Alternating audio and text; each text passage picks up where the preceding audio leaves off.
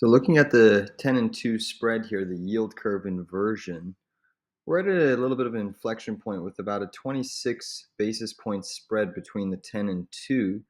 Today you do have the 10-year outperforming a little bit, but nevertheless, we're getting close to seeing a potential bullish wedge pattern breakout here. You can see the nice little bull flag that we've created a low back in June 30th, put a high all the way up here in October of 2023. And we've been chopping and consolidating in this wedge pattern for quite a long time, basically almost coming up on in October will be a year that this consolidation has been chopping. We're well off of the lows if we look on the weekly chart of this yield curve inversion, and potentially once this wedge pattern breaks, that's when we're going to see the yield curve uninvert. And that 10 and 2 spread has been a very, very good sell side signal to the broad market.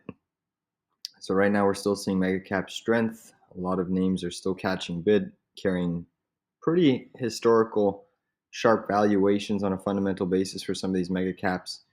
But once that 10 and 2 year starts to uninvert and we go back to the positive side, that might be a little bit more of an issue, because you look at this previous time here back in 2006, 2007, boom, that yield curve inversion. Once we start to rally, you got an historical sell side signal. Same thing here, yield curve inverted in the year 2000 for quite a long time. Once we started to uninvert, where the 10s started to outperform the short end, equity markets got a sell side signal. Same thing back here in late 88, early 89, 90s, boom, once we started to uninvert, equity markets got a sell side signal. So I'm watching this potential bullish wedge pattern very, very closely, and at the moment it's still consolidating, but I do think that once we start to get that definitive breakout, then that's probably going to be a very, very nice tradable play on both the bond level, stock level, equity level. So there's going to be a lot of opportunities once we start to